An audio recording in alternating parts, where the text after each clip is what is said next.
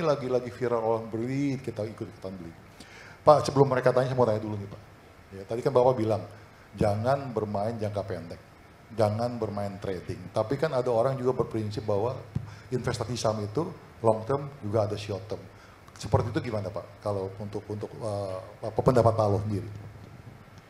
Kalau kita trading short term, kita dapat uang receh. Uang receh Pak, ya. Yang kaya sekuritas kita. Ya. Tapi kalau kita beli dan simpan, kita beli Mercy harga bajai, kita simpan sampai kita menunggu sampai dia balik ke Mercy, kita akan dapat uang besar.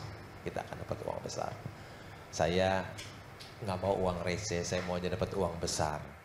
Demikian Pak. Oke, tinggal pilih sangat luar uang biasa. receh atau uang besar Pak. Ya, sangat luar biasa. Oke, saya buka aja floor pertanyaan juga untuk teman-teman di ruangan ini. Kalau ada yang bertanya, siapa silakan angkat tangan. 1, 2, baru 2 ya. Kalau boleh silakan berdiri Pak, mungkin langsung. Bisa dikasihkan mic-nya? Kalau ya, ada mic-nya di sana biar bisa didengar. Silakan. Oke, ya. Ada 3 orang berarti. Selamat malam Pak Loh. Selamat malam. Saya dengan Andi. Iya. Saya pribadi sih saya bukan mau bertanya yang gimana, tapi saya sangat berterima kasih sama Pak Loh Keng Hong. Iya. Saya mengikuti Pak Loh dari tahun 2018 pas baru mencuat namanya. Itu saya sampai video Pak Loh, saya sampai ulang-ulang terus. Saya semua Pak Loh ada di media, saya terus ikuti. Kata-katanya juga saya ulang terus. Sampai saya mencari cara gimana Pak Loh bisa beli Indi di 100 dan bisa jual di 4.500. Dan saya sangat berterima kasih dalam waktu kurang lebih 2 tahun dari semua petunjuk yang Pak Loh berikan, saya dapat bisa mengikuti yang Pak Loh dapatkan di saham. Itu yang sangat saya syukuri, sampai sekarang saya bisa hidup dari dividen. Dan ya, pas krisis kemarin, saya beli ITMG, rata-rata saya kemarin di 8.000 walaupun di sampai 5.000 ya. Sekarang di 40.000 lebih kan ya. Ya. Kemarin bagi dividen 4.000 Pak. Iya, dapat saya dapat. Saya tahan, saya nggak lepas. Itu tetap wonderful company. Wonderful company, betul sekali Pak Loh. Itu saya betul-betul sangat bersyukur sekali dengan semua media dan Pak Loh sendiri yang membagikan. Satu pertanyaan saya mungkin, apakah saya boleh dapat nomor Pak Loh untuk saya masih banyak yang pertanyaan, tapi saya gimana cara nanyakannya gitu. Gitu Pak Loh. Itu pribadi nanti. Setelah sesi selesai bisa tanya. Tapi kalau saya tadi bilang Pak Loh, Pak kalau terima pegawai saya mau jadi pegawai deh Pak gitu kan. Betul, iya sama, saya juga mau Pak Loh. Masalahnya nggak kuat bayar gaji Pak Yungki. Saya nggak perlu dibayar Pak Loh, saya ngikutin aja. Rela saya. Presiden direktur. Oke, terima kasih atas pertanyaan dan kesaksiannya. Terima kasih, luar biasa. Oke, yang next tadi ada di sebelah di depan dulu. Nanti kita ke sebelah kanan setelah ini.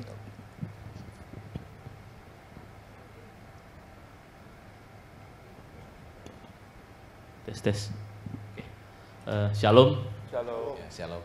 Ya, terima kasih ya Pak buat sharingnya ya. Tadi memang agak sedikit telat saya karena ternyata di depan ada kecelakaan jadi macet luar biasa. Ya, oke. Saya ingin bertanya Pak ya. Yang pertama terkait ketika misalnya kita sudah menginvestasikan ya, dana kita untuk saham dan ternyata memang bisa dibilang salah ya, wrong decision ya. Ketika saham itu ternyata malah makin turun gitu kan ya. Padahal memang niat kita bukan mau jangka pendek, apalagi scalping, nggak seperti itu. Tapi memang kenyataannya memang menurun terus. Bahkan ketika kita lihat kondisi eksternalnya yang mikro dan makronya, ternyata memang efeknya ini kayaknya jangka panjang gitu. Kira-kira keputusan apa yang paling tepat kita lakukan dan kapan kita mengambil keputusan itu Pak? Itu yang pertama. Apakah kita langsung ambil keputusan atau kita menunggu terus sampai bertahun-tahun walaupun ketidakpastian itu sepertinya akan terus datang, bahkan makin parah seperti itu. Itu yang pertama Pak. Terus yang kedua, ini agak pertanyaan sedikit aja Pak, pengen tahu aja gambaran Bapak. Ketika misalnya Bapak mau beli saham gitu, pernah nggak sih Bapak, maksudnya ada nggak kepikiran misalnya harus berdoa dulu, ya mungkin di pagi hari atau malam hari atau siang hari, ya pengen tahu aja Pak. Terima kasih Pak. Baik, terima kasih.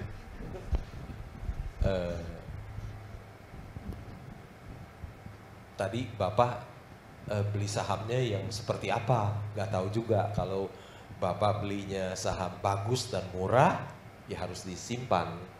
Tapi kalau Bapak belinya saham yang jelek dan mahal, makin disimpan makin gawat tuh. Kalau saham perusahaan yang Bapak beli itu perusahaan yang jelek dan valuasinya mahal, makin disimpan makin gawat. Ya. Kalau kita beli dan simpan harus memenuhi kriteria perusahaan yang bagus dan murah. Ya. Kalau dilihat ada perusahaan yang lebih bagus dan lebih murah dari itu, Bapak boleh tukar, ya. Saya nggak tahu sahamnya saham apa. Hah? Oh, Gudang Garam ya. Oh, Gudang Garam masih ada harapan, Kalau Gudang Garam ya, kalau yang lain saya nggak tahu. Kalau saham Gudang Garam masih ada harapan, dia dari 100.000 sekarang 20.000 ya, masih ada harapan. Kalau saham itu boleh ditunggu, siapa tahu bisa balik. Ya. Soalnya itu juga wonderful company juga, sekarang lagi kesulitan karena terus royalty dinaikin, pajaknya dinaikin terus setengah mati ya. Tapi itu sebelumnya memang itu wonderful company juga. Kalau sahamnya itu saya rasa lebih baik disimpan aja. Siapa tahu dia balik satu hari ya, karena dari 100.000 sekarang tinggal 20.000, kecuali perusahaan jelek yang valuasinya mahal, celaka. Kalau itu memang perusahaan bagus yang sekarang lagi kesulitan ya,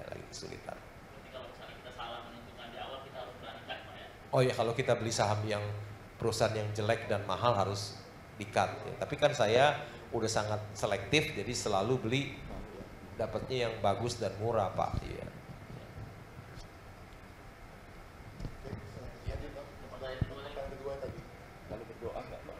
Ya, pasti Pak, ya. Pasti. Sebelum doa kan baca annual report dulu Pak, laporan keuangan. Jadi baca Alkitab nanti ya Pak ya, belakangan ya Pak ya. Oke, kalau gitu tadi ada, kalau nggak salah di sebelah, ada satu lagi Pak dari di floor. Tadi Silakan. kalau nggak salah di sebelah sana ya, ada yang angkat tangan lagi? Tidak ada?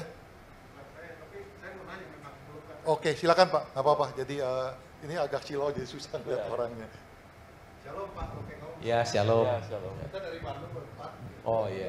Dari semangat bela-belain ujian wah, kita. iya. Karena ilmunya jarang-jarang kita dapat. Hatur nuhun Pak. Ada mic-nya Pak, silakan. Oke. Maaf ya, terlalu bersemangat. Pak, belakangan ini kita dengar ada orang ngajarin nih open sama dengan low, Pak. Apa? Open sama dengan low. Apa tuh nggak Yang ngerti saya? Pak Fir, apa tuh Fir itu, yang pemain saham itu. Oh, itu iya. apa Pak Fir siapa namanya? Dia ngajarin Pak, seperti ya memang trading setengah hari katanya. Pokoknya cuan sedikit ambil, cuan sedikit ambil. Kan berbeda sekali, bertolak belakang dengan Pak Lo ya. Tapi kelihatannya seperti itu, saya jadi dengar-dengar bingung-bingung, pernah nyobain ikut katanya, beli satu seperti tadi ada itu tulisan. Lama-lama keder juga Pak. Cuannya nggak dapet, pusingnya iya gitu. Tapi akhirnya ya pelan-pelan saya buka berapa perusahaan yang saya lihat. Nah, yang paling fatal itu saya nggak ngerti bagaimana baca annual report Pak. Nah itu mungkin yang harus ditambahin lagi nanti ke depan. Pertanyaan saya, Pak, kalau main seperti yang diajarin Pak Fir itu, open sama dengan low itu berguna atau enggak Pak ke depannya?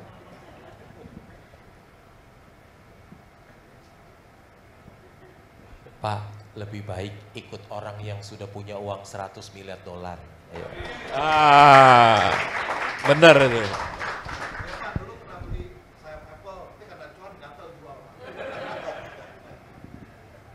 Saya hanya berpatokan benchmark saya sama orang yang berinvestasi saham yang sudah memiliki 100 miliar dolar.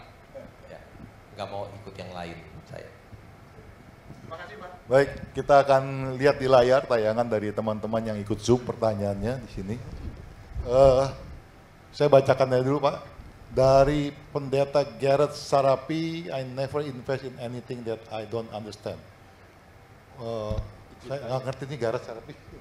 Okay. Izin tanya, tadi Bapak katakan jangan invest kalau NU report komisaris dan Dewan Direksi tidak jujur dan tidak integritas. Bagaimana kita bisa tahu jujur dan integritas?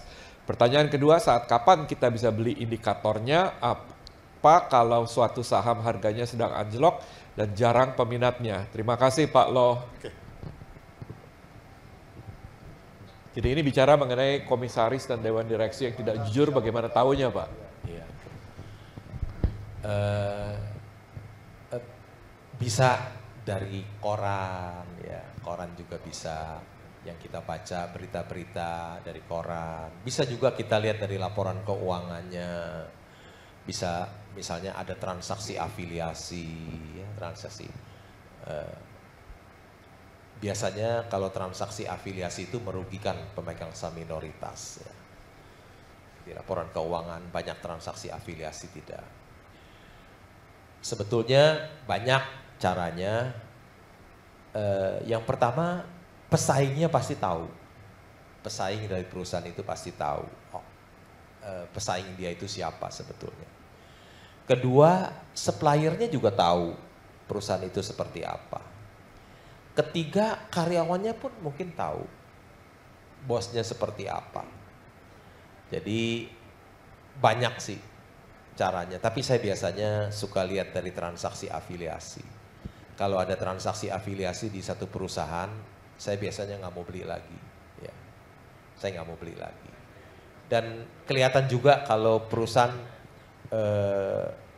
harusnya bisnis ini labanya besar, dia punya kecil, kelihatan itu. Biasanya kalau perusahaan yang dikendalikan oleh orang yang tidak jujur, biasanya labanya kecil. Ya. Kalau labanya besar, ya udah sepertinya perusahaan ini pasti bagus. Jadi banyak hal yang banyak cara bisa kita tahu perusahaan tersebut. Ya. Demikian Pak. Oke Pak, jadi tadi kalau jawabannya itu harus rajin baca, cari informasi ya Pak, supaya kita bisa tahu gitu kan ya. Oke, pertanyaan yang kedua saya bacakan juga, tolong ditayangkan. Kebalikan yang pertama. Yang kebalikan yang pertama, belum selesai tadi. Ya. Oke, ada yang kedua itu kan, saat kapan kita bisa beli indikatornya apa kalau sesuatu saham harganya sedang anjlok dan jarang peminatnya. Ketika sebuah harga saham anjlok, juga bisa masih mahal, Ya.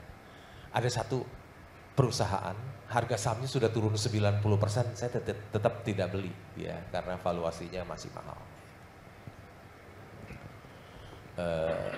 Jadi kembali lagi kita harus tahu berapa sih labanya, berapa price earning ratio-nya, berapa nilai buku per sahamnya, berapa price to book-nya berapa, ya.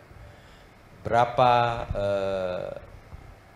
price earning ratio-nya. Jadi kita meskipun harga saham pada saat ini harga saham itu udah turun 90%, saya tetap tidak beli karena valuasinya tetap mahal. In terms of price earning ratio dan price to book, saya tetap nggak beli. Ya. Jadi lihat-lihat juga harga saham anjlok, kita lihat valuasinya kalau tetap mahal, ya tetap nggak beli. Ya. Demikian Pak. Ya. Jadi ceritanya kan don't buy anything that you don't understand. Iya, never. Oke, kita masuk ke dalam pertanyaan yang kedua dari teman-teman yang ada di ruang Zoom. Dari Are Andianta. Bagaimana kita bisa mengetahui perusahaan yang bisa turn around? Apa yang kita lihat di laporan keuangan? Biasanya yang bisa turn around itu gampang, itu biasanya tambang batu bara, ya, tambang komoditas biasanya. Seperti saya membeli Indika Energy harga 100 ketika harga batu bara turun ke $50 per ton.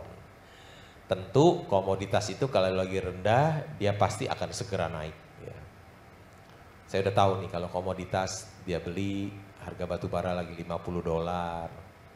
kita beli, kita tungguin aja, dia pasti naik. Namanya komoditas kan, betul aja setelah saya beli pelan-pelan sampai jadi pemegang saham nomor 4 terbesar di Indika Energy, harga batu bara itu naik $60, $70, 80 sampai 100 dan harganya juga mengikuti. Jadi biasanya komoditas itu turnaround-nya gampang, ya, mudah. Demikian Pak. Oke, kita lanjut di pertanyaan yang ketiga, bisa tolong ditayangkan. Dari Budi Wijaya, cara hitung harga wajar gimana Pak? Pakai metode tersederhana aja. Tadi saya bilang, belilah saham-saham yang price earning ratio-nya yang rendah. Ya maksimum 5 kali gitu ya.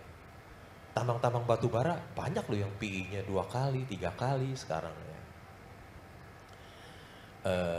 Atau bank, misalnya bank, ada bank yang price to book 5 kali, ada bank yang bagus, bank besar, aset 200 triliun, 300 triliun, hanya diperdagangkan di price to book 0,5 ya. Jadi belilah dari price earning ratio yang rendah, dari price to book yang rendah ya. Ada bank yang price to book 5 kali, ada yang bank yang aset 200 triliun juga price to book hanya 0,5. Ya udah kita beli yang 0,5 aja. Banknya bagus lagi ya. Bank Singapura. Ada pesan sponsor nih Pak. Terus bisa juga dari dividen yield ya. Tadi Bapak itu punya ITMG tuh ya. Harga saham 40.000. Bisa bagi dividen misalnya 10.000. Ya, berarti dividen yield 25%, kapan lagi? Yuk deposito berapa di bank? 5%, 6%. Mendingan beli ITMG dong, dividen yieldnya 25%. Seperti Bapak tadi itu ya. Jadi sederhana aja lah melakukan valuasi pakai price earning ratio, pakai price to book, pakai dividen yield ya. Nggak usah pakai metode yang susah-susah, EV EBITDA, discounted cash flow. Kata orang simple is perfect ya. Yang sederhana itu yang sempurna. Yang rumit-rumit malah meleset hitungannya nanti ya. Kira-kira begitu Pak. Ya. Oke, saya rasa pertanyaan sudah selesai gitu ya. Pak, mungkin satu tips juga Pak. Ya. Ini kan banyak juga teman-teman yang masih di marketplace, kemudian kan masih bekerja. Tidak banyak uang juga Pak, tapi pengen mulai investasi saham. Saran Bapak gimana? Karena kan dia mesti sisihkan uangnya tuh untuk gajinya tuh untuk dia hidup, untuk dia makan dan lain-lain. Tapi bagaimana cara bijaksana nih Pak sebagai investor mula-mula untuk mereka masuk ke dalam pasar modal, investasi di pasar modal? Kan saya dulunya juga itu Pak, klerek Pak, pegawai tata usaha di bank yang gaji kecil, nggak seperti Bapak nih, presidir gajinya selangit. Jadi ya tentu saja harus hidup sederhana, hemat dan sederhana, sehingga ada sisa uang untuk dibelikan saham. Ya harus hidup hemat dan sederhana. Uang yang diinvestasikan itu harus sudah disisihkan ya Pak, bukan sesuatu yang mengganggu kehidupan dia kan Pak gitu ya. Oh Pak, jangan. ya? Oke.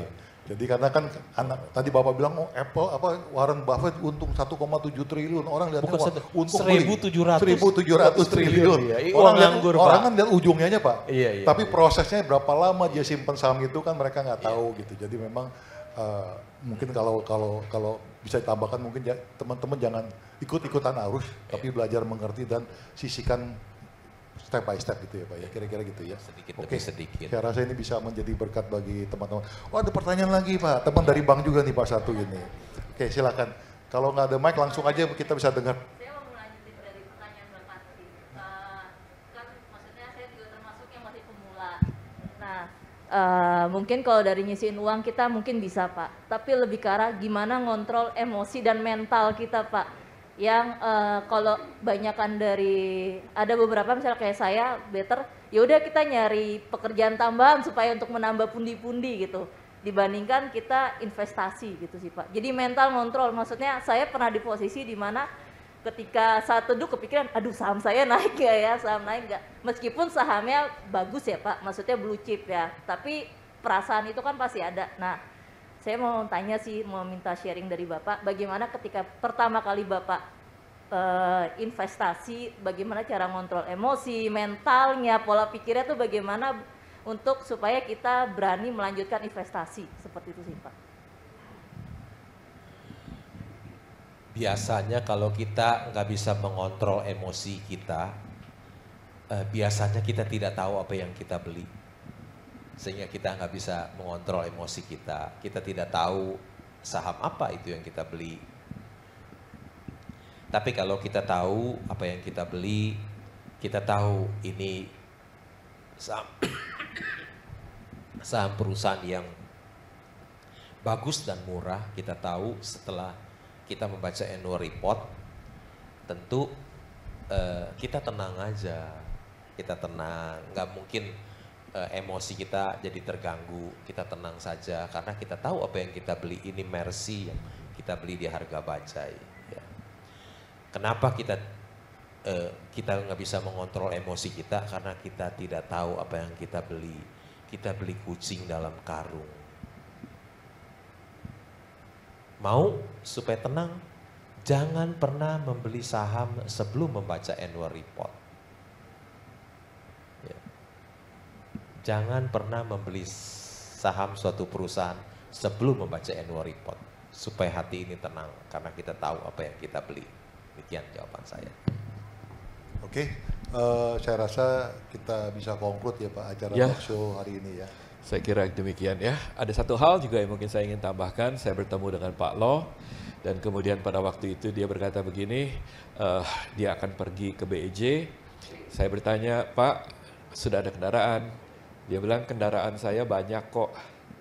Kendaraan saya Grab. Jadi beliau ini kemana-mana itu ya memang pakai Grab gitu. Dan kemudian saya sangat dikatakan belajar untuk hemat. Karena beliau ini kantor nggak punya, orang nggak punya. Tetapi bisa cuannya banyak gitu, cuannya banyak gitu. Jadi itu yang kita harus belajar. Karena saya lihat banyak orang yang memiliki capacity untuk bisa spending, mereka spend, tapi nggak pernah saving gitu. Nah kalau Pak Lo, saya melihat dan kesederhanaannya, malahan saya bilang, Pak Lo ini kalau batiknya berapaan? Oh Pak 150.000 Pak batik saya gitu. Jadi saya juga ini dikasih malah Pak. Oh ini dikasih kata ini dikasih. Jadi hal yang perlu kita lakukan adalah coba berhemat karena kita perlu untuk berhemat pada waktu-waktu di mana tadi Pak Lo katakan waktu saham itu turun, dari mana kita bisa masuk dan jangan kita spending pada barang-barang yang hanya mobil, motor dan hanya untuk seperti itu. Dan saya ingat pada waktu saya mulai karir saya juga saya nggak pernah mau beli mobil gitu. Saya kemana-mana kalau ke kantor itu, Pak saya ke kantor naik bajai Pak. Dilihatin orang kalau naik ke bajai gitu. Saya kemana-mana naik bajai pada waktu itu karena memang saya tidak pernah mau beli dan fixed asset yang saya invest pertama kali justru tanah Pak, bukan saham. Nah tanahnya juga sekarang ini juga dekat-dekat Pondok Indah dan masih saya simpen Pak. Kalau Pak Lo di bagian yang lain, saya bagian yang lain. Jadi memang harus sabar gitu. Dan saya terus terang juga belajar dengan Pak Lo pada waktu kita ketemu. Dan saya belajar untuk sabar, belajar untuk memperhatikan. Dan juga tadi dikatakan PE ratio-nya lihat, ya price to book value-nya kita lihat. Dan juga dividen. Dan banyak hal yang ratio-ratio yang kita perlu pelajarin. Kalau enggak ya beli bukunya dan kemudian Bapak dan Ibu bisa pelajari. Ya, jadi semuanya itu pasti mempunyai resiko, tapi kita bisa meminimaliskan resiko itu dengan hikmat yang Tuhan berikan. Tadi juga dikatakan yang penting juga banyak berdoa dan tanya sama Tuhan. Kadang-kadang juga saya nggak tanya Tuhan, Pak, beli aja, jeblok Pak. Tapi sejak ketemu dengan Pak Lo, saya beliin hanya yang memang yang perusahaan-perusahaan yang wonderful dikatakan, yang baik, yang reputasinya juga cukup baik, yang shareholdernya kita tahu baik, dan yang memang tidak banyak ceritanya kita tahu dari beberapa generasi shareholdernya juga cukup ternama di Indonesia dan cukup reputasinya kita ini, dan bukan yang terkenal di saham yang suka mainin harga saham, yang suka dimarahin orang ya karena saham jeblok gitu. Kita hindarkan saham-saham yang seperti itu. Nah, terima kasih sekali lagi dan saya harapkan malam hari ini baik yang di rumah maupun bapak-bapak yang hadir. Oh, ada satu lagi pertanyaan. Oke, Ya. bisa kalau begitu hanya satu saja? Ya, Iya, saya Pak. rasa Satu satu aja. saja ya, cukup. Silakan. Terima kasih Pak. Saya mau tanya Pak, menyambung tadi bicara juga soal tanah. Sekarang kan kalau harga saham-saham properti lagi rendah Pak, lagi banyak saham-saham properti yang lagi murah-murah. Bagaimana menurut pendapat Bapak, apakah ada harapan ataukah memang saham-saham properti itu saham-saham yang ibaratnya saat ini tidak perlu invest di saham-saham itu. Terima kasih Pak. Sama satu lagi, SIDO bagaimana Pak menurut pendapat Bapak? Makasih Pak.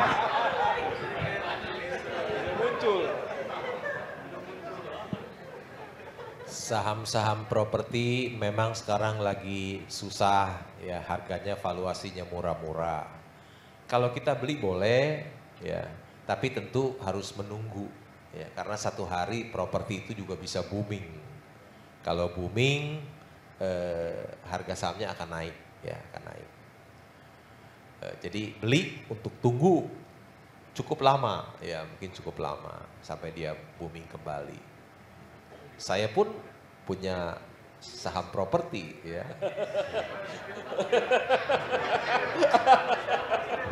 Hah? Saya juga punya saham properti. Harganya murah lagi sekarang. Lagi murah. Murah sekali. Jadi kalau mau tanya Pak Lo, nanti Pak Lo jangan dikasih pulang ya, tanya langsung ya harga sahamnya berapa. Saya juga pemegang saham terbesar nomor 2 di pengembang yang sudah berusia 50 tahun. Pegang saham nomor 2 ya. Punya, tapi naiknya kapan nggak tahu. Kita tidak menyebut nama. Ini sudah 50 Nanti tahun, salah. BSD kan belum 50 tahun. Belum 50 tahun, Pak. Baik, saya kira Mengenai SIDO ya, bagi saya SIDO muncul itu perusahaan yang sangat bagus. Sangat bagus, cuannya gede ya, cuannya gede. Tapi dia tidak murah, tidak murah. Tapi itu perusahaan bagus yang valuasinya tapi tidak murah. Ya. Kira-kira gitu jawaban saya. Ya. baik, kita tutup. Mari kita bangkit berdiri. Nah, kita berikan tepuk tangan untuk Pak Lo. Kita ucapkan terima kasih Pak Lo, luar biasa malam hari ini. Mari saya akan tutup dengan doa. Tuhan, terima kasih untuk malam hari ini yang luar biasa. Ajar kami memiliki hikmat karena Engkau memberikan kepada kami Tuhan akal budi untuk kami gunakan. Tuhan, berkati setiap daripada anak-anak-Mu yang menyaksikan acara ini Tuhan. Biarlah mereka boleh berinvestasi dengan hikmat yang Tuhan berikan dan mereka boleh berhati-hati karena Tuhan prudence dan kehati-hatian diperlukan. Kami tidak bermain saham, tetapi kami melihat peluang yang ada dan kami tidak Tuhan ingin memanfaatkan situasi, tetapi kami ingin agar Tuhan yang tetap menjadi source, menjadi sumber kami dan kami menggunakan apa yang kami miliki untuk kami memiliki hikmat dalam berinvestasi. Tuhan, terima kasih malam hari ini, berkati anak-anak-Mu, biarlah mereka pulang dengan damai sejahtera, dengan sukacita. Di dalam nama Tuhan Yesus kami berdoa. Kita sama-sama katakan amin. Saudara, selamat malam. Terima kasih untuk datang pada malam hari ini. Kalau mungkin ada yang lain, tapi saya kira cukup ya. Nanti kesian Bapak ini. Ya, terima kasih.